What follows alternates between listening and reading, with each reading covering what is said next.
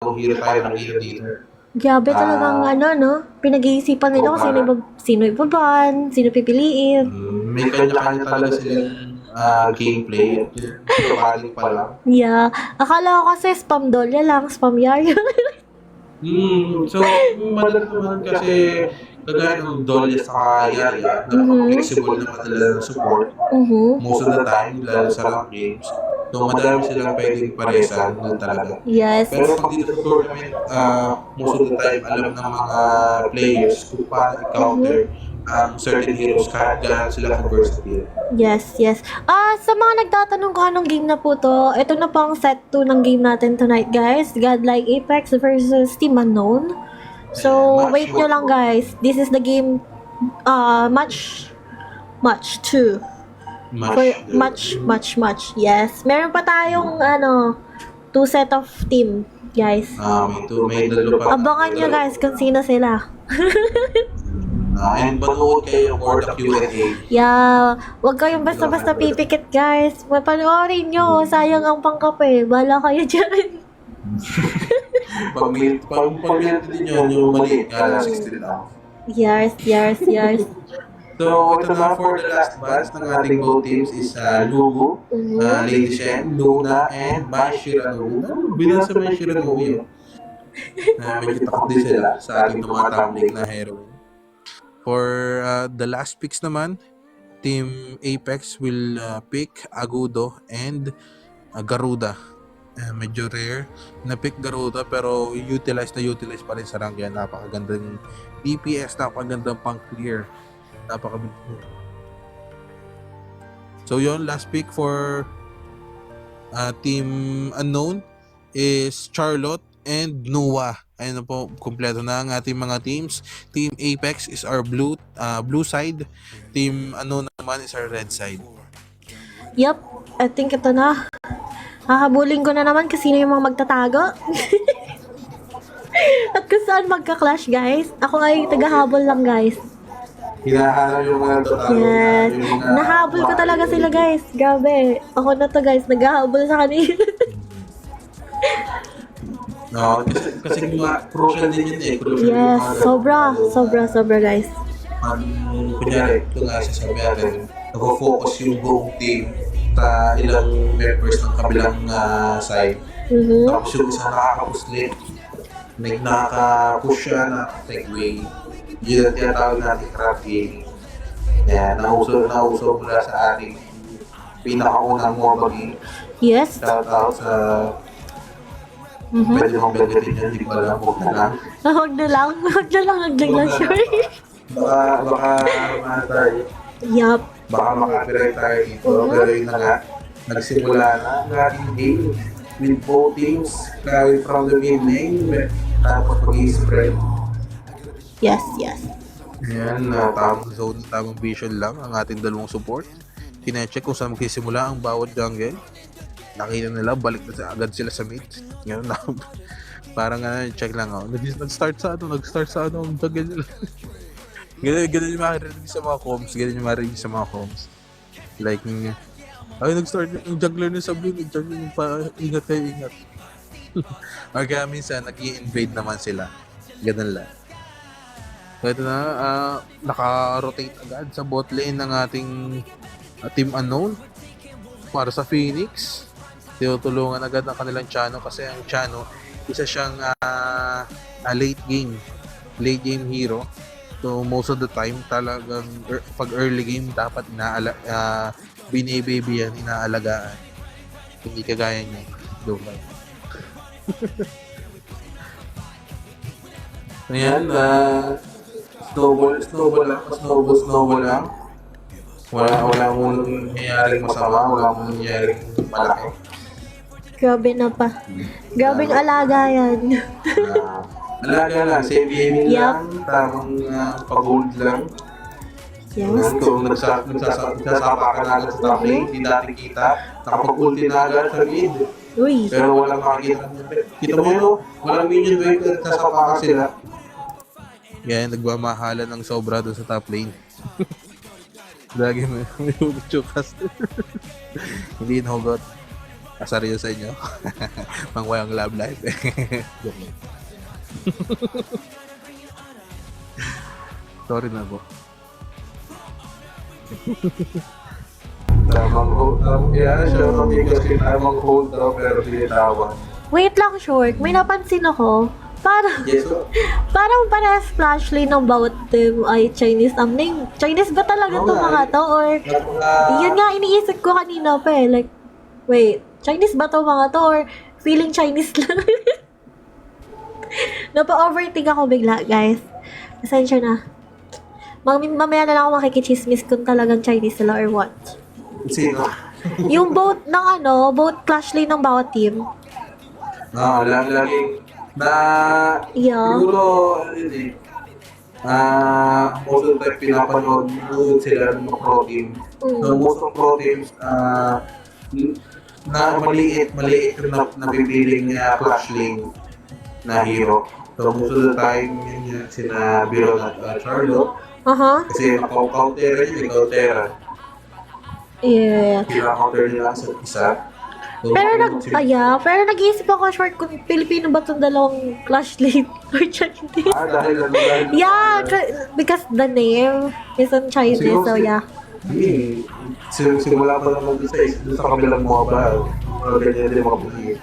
Usually, mga mapagpanggap, pero malalakas naman din. Mga Japanggol, mga Korea, mga pangalan. Mga puro special characters yung pangalan. Yeah. Uy, grabe. Naka-flash out. Kaso maabutan pa rin. Try mag-sustain. Grabe yung heal, pero hindi siya tatagal. Sa gitna ng Kaiser saka ng Charlotte. Grabe yung sustain saka DPS. At sa bot lane naman, tinry nila mag-pick off. Kaso masasayang ang ulti ng Shangfei. Garuda, hindi umaabot. At buhay na ang ating Tyrant dito ngayon with Team Unknown starting nito dahil wala na mga skill ang ating Team Apex. So for Team Apex naman, stick to the jungle farming muna, clear waves. Hindi sila ko-contest sa Tyrant. So ito na sa point na ito, makikita natin medyo chill pa naman. 1-0 nakuha ng Kaiser. Ayan, ang first blood with healing Giron. Pero Chano, tinry abutin. Kaso makakatalon palayo. Naku mo, maiipit. Hindi maabot 1 HP, nakapag-flash out pa.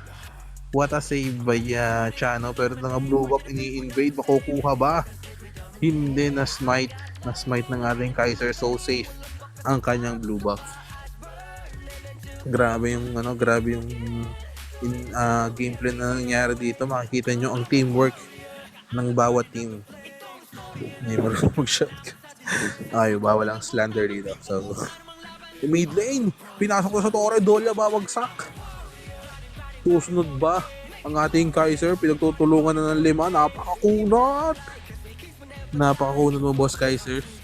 Pero dahil nag-survive man ng Kaiser, yung Torre nila ang babagsak. Yan, sinakripisyo ang buhay ng isa para sa isa. Parang pinagpalit ka sa iba.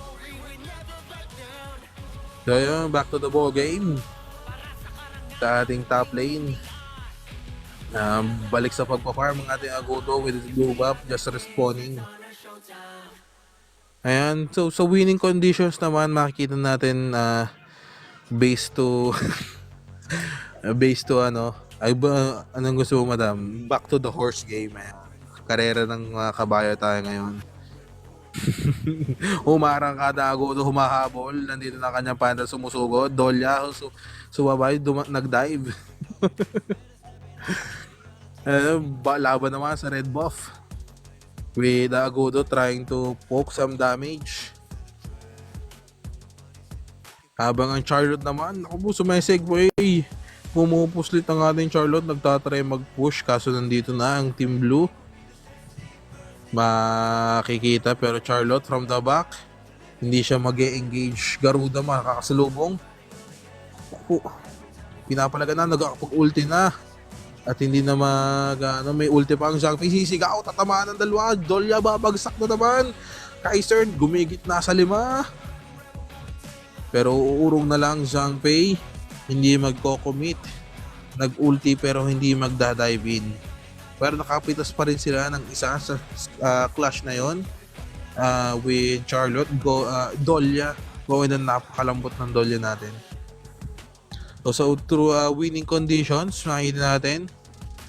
So sa team Apex with Agudo, Chicha, and Biron, and napakalakas na late game Compian at saka Garuda.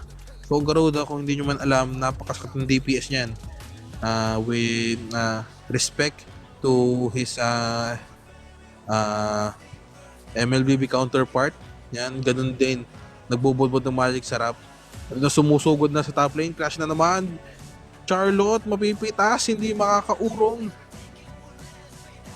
At inuubos nila ang Torre from the second to third. Babagsak.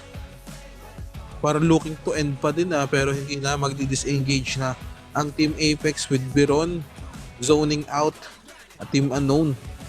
Then lumalamang na sa mapa ang ating Team Apex with them controlling the macro and the jungle farm.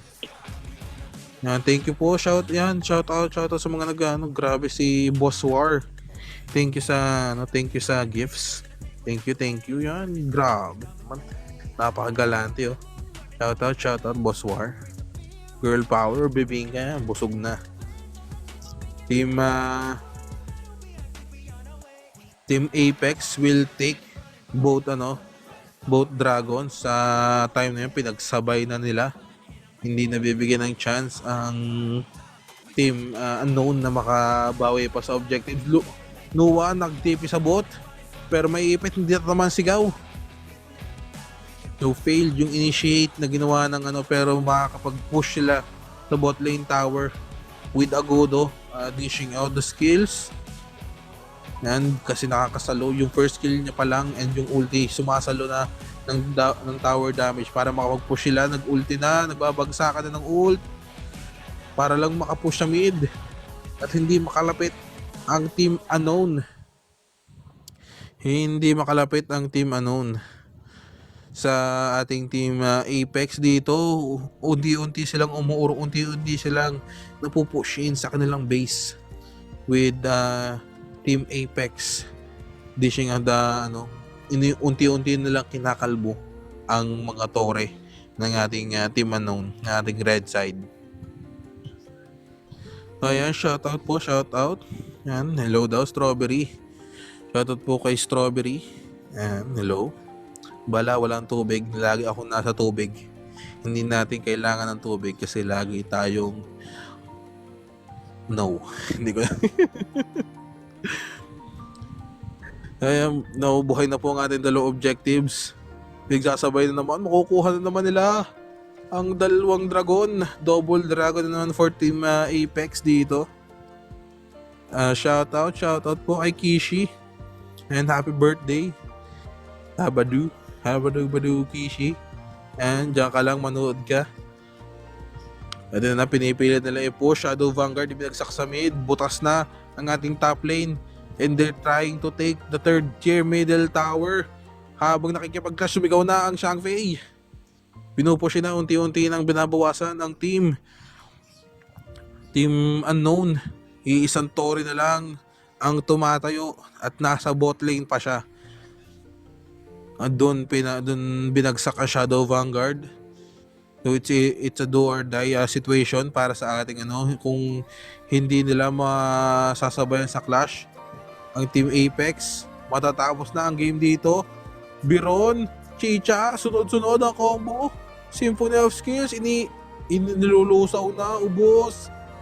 Babagsak ang isa, babagsak ang dalawa, babagsak ang tatlo. At may end ang game. Napakagandang flow for our Team Apex. Kita nyo yung kanilang rotation, kita nyo yung kanilang macro na ginawa